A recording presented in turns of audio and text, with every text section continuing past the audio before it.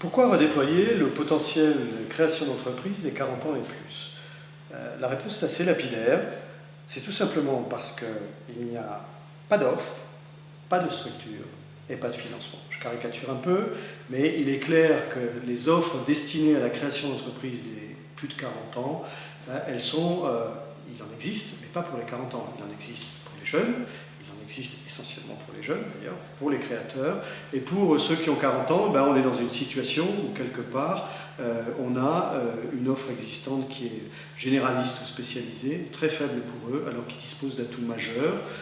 À cela s'ajoute un certain nombre de problèmes d'ordre structurel, l'offre est inadaptée, des problèmes de pesanteur vraisemblablement sociologique, les 40 ans et plus, les seniors, entre guillemets, passent pour des gens passifs, passent pour des personnes qui sont un petit peu exclues du système productif malgré eux.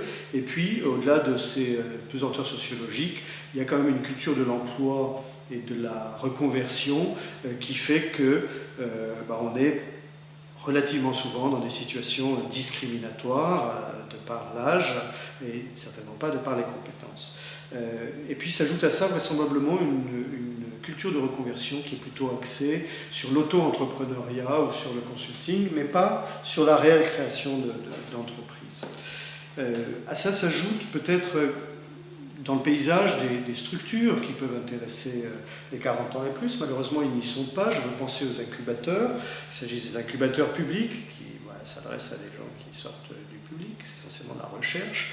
Des incubateurs d'entreprises qui s'adressent aux personnes qui sont dans les entreprises, donc pas qui sont en dehors du marché du travail.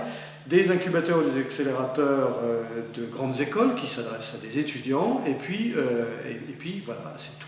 Je crois qu'à partir de là, on est bien dans une situation où on a des personnes, des cadres de 40 ans et plus, qui ne trouvent pas de situation réceptacle pour pouvoir créer de façon solide et pouvoir épanouir leur potentiel de création d'entreprise. Alors, pas d'offres spécifiques, mais également pas de structure spécifique.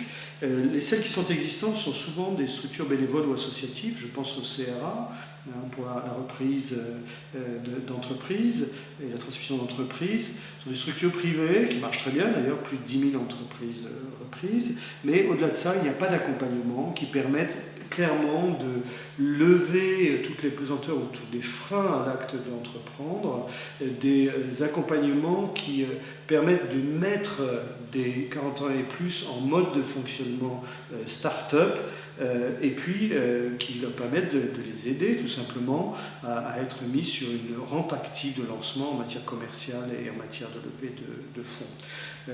Je crois qu'au-delà de cet aspect offre, aspect structure, quand on regarde l'aspect financier, là aussi quelques carences et il suffit de constater ce que dit très clairement le rapport de la Cour des comptes qui, lui, souligne 3 types de déséquilibres. Un premier déséquilibre qui concerne, je parle de financement de la création d'entreprises. Il faut savoir qu'il y a à peu près 1,6 milliard d'euros qui sont destinés à des créateurs d'entreprises chômeurs, entre guillemets, et souvent d'âge relativement jeune. Et puis après, on a deux masses, 250-260 millions d'euros, qui se répartissent entre des créateurs classiques et puis des créateurs innovants. Voilà.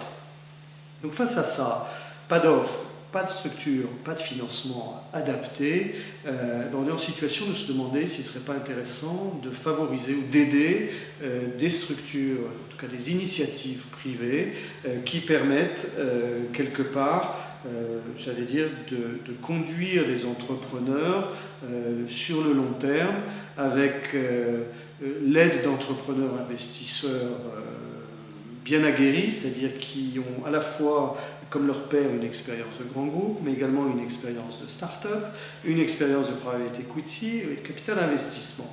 Moi, je pense que la solution, elle se trouve là, surtout dans la mesure où, n'ayant pas d'aide publique ou d'aide privée spécifique, on est en face d'une catégorie de créateurs potentiels qui non seulement ont bien sûr une expérience, une expertise, mais ont des fonds d'amorçage pour peu qu'on les aide à les utiliser correctement. Et je crois qu'en la matière, il serait intéressant j'allais dire, d'aider à la pré-incubation, à l'incubation, à l'accélération de cette population, entre guillemets. Et ce n'est pas forcément une question de moyens financiers publics, c'est surtout une question d'écosystème et une question quelque part d'ordre culturel ou sociologique.